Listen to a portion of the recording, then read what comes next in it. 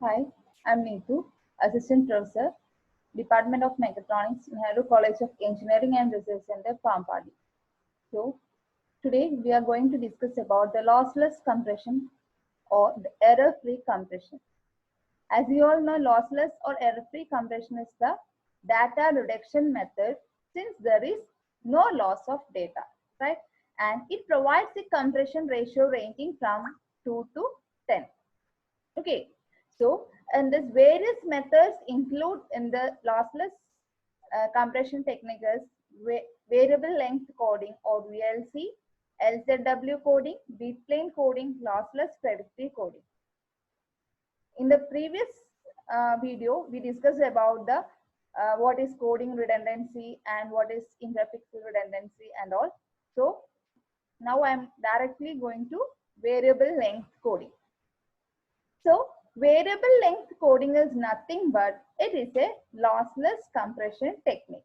Okay, it is a lossless compression technique. Okay, so in this variable length coding, a procedure is to be followed while doing variable length coding.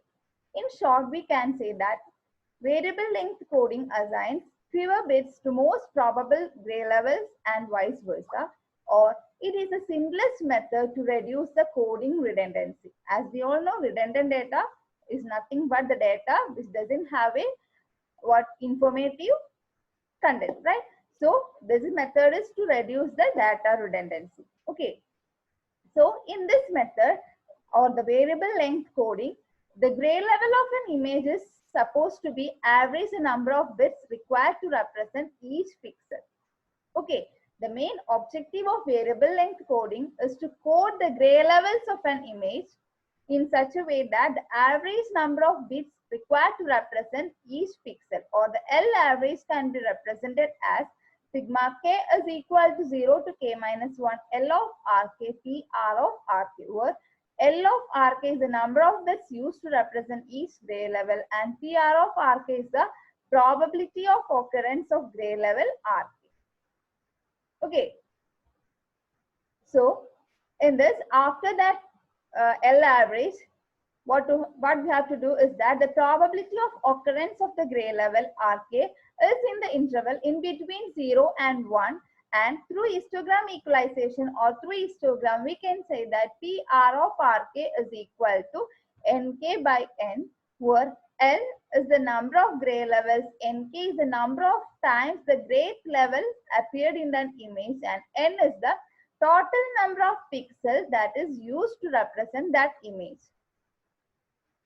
There are three types of coding schemes are involved in variable length coding. They are Huffman coding, near optimal variable length code, and arithmetic code. Let us see how to do Huffman coding or procedure for solving Huffman coding. Okay, in simply we can say that it was introduced by Huffman. Huffman coding, it was introduced by Huffman in the year of 1952. And it is one of the most popular techniques to remove the redundant data in an image. Okay. And in the Huffman coding provides the smallest number of code symbols per source symbols. Okay, I will explain the whole procedure. After that, we can solve the problem. Okay. First is coding procedure. So, in this, a list of codes are given. The source symbols and this list of source symbols or the code symbols, we have to arrange the source symbols in the decreasing order of their probability. Okay, and the two source symbols of lowest probability are assigned as 0 and 1. And this is the first step in Huffman coding, which is known as splitting stage. Okay. After that, these two source symbols are combined with new source symbols with probability equal to the original probability. And this probability of new symbol is again placed in accordance with its value, and the procedure is repeated until we are left with a final list of source symbols of 1 or 2 which have 0 and assigned as 0 and 1. Okay, let us see how we can code by using Huffman coding. Let us see, the source symbols are given as S is equal to 0.4, 0.2, 0.2, 0.1 and 0.1. Okay, for that we can do Huffman coding in two ways, either as high as possible method and as low as possible method. Okay, for that the first step is arrange the probabilities or arrange the source symbols in decreasing order of probability. Okay, then source symbols S0, S1, S2, S3 and S4, and the probability, they should be arranged in the decreasing order of probability, right? The source symbols are listed in the order of decreasing probability. So in the order of decreasing probability, in the sense 0.4, 0.2, 0.2, 0.1, 0.1. Okay. And the least probability is assigned as 0 and 1. In this, the least probability or the probabilities are 0.1 and 0.1, and this is assigned as 0 and 1. Right. Again, the next step is what? These two symbols are combined into a new source symbols with probability equal to sum of the original probability. Again, this is assigned as 0, 1. Again, combine these two probability, we will get a new probability, right? 0.1 and 0.1 makes 0.2. As we are doing Huffman coding is as high as possible method, we have to place it is as high as possible place. That is 0.4, then 0.1 plus 0.1 is combined together, we got 0.2. This 0.2 can be placed either as high as possible place or as low as possible. Here we are doing by using as high as possible method. So combine these two probabilities and place it is in as high as possible place. Okay, then means 0.4, 0.2, 0.1, 0.2, right? Then 0.4, this 0.2 can be written here, 0.2. Again, combine this 2, that is assign 0 and 1, 0.2, 0.2 makes 0.4, right? So 0.4, this 0.4 comes here, 0.2. Next is 0.2 plus 0.2 makes 0.6, then 0.6, right? So this is splitting stage. So first we are assigned the source symbols as S0, S1, S2, S3 and S4. Probability in according to the decreasing order of probability makes them different stages, or we can say that is a splitting stage. Then next step is to assign the code word. So how we can assign the code word? It's very simple.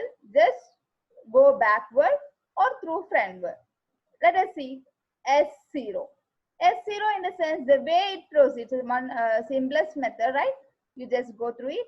This S0, here it comes here.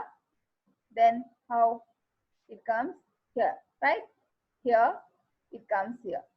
So 0, 0, 0. Okay, then for S1 it comes 1, 0. Okay, 1 and just go through the backward, or you can move from front to back.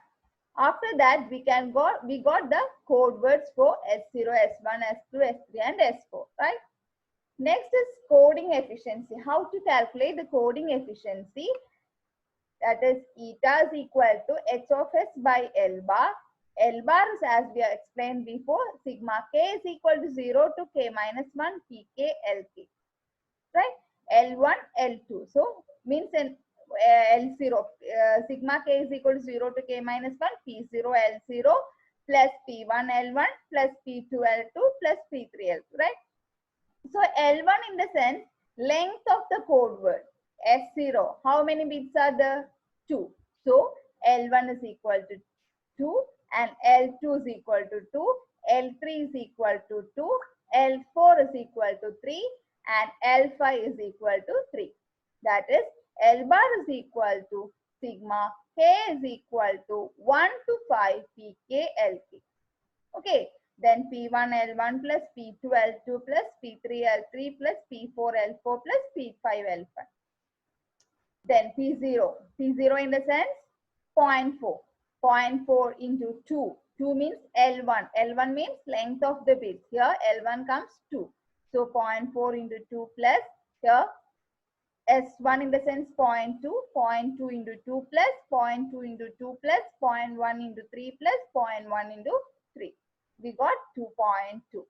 Then entropy H of S is equal to sigma K is equal to 0 to K minus 1 Pk log to 1 by Pk. From this, we got the efficiency. Efficiency is equal to H of S by L bar, that is 96.36%. So, as I told, this is a lossless compression technique, and first one is variable length coding.